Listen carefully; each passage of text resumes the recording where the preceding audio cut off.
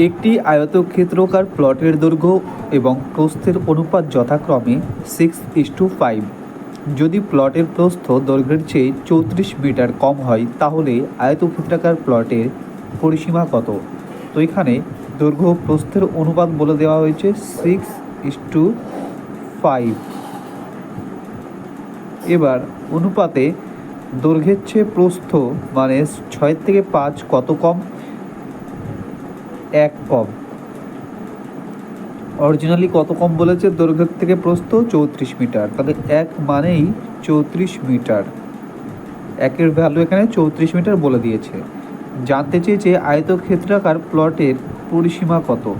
তো আমরা পরিসীমা মানে জানি 2 ইন্টু দৈর্ঘ্য প্লাস প্রস্থ।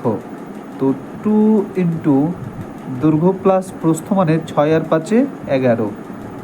তো এই 11 এটার মান জানতে চেয়েছে।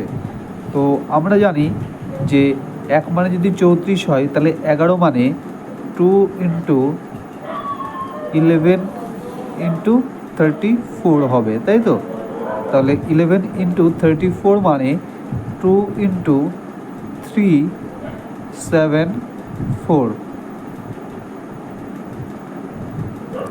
আশা করি বোঝাতে পারলাম। এবার 374 টু যা কত হচ্ছে? 4 দুকানি 8, 7 দুকানি 14, 4 হাতে 1, 3 দুকানি 6 আর 1 7, অর্থাৎ 748।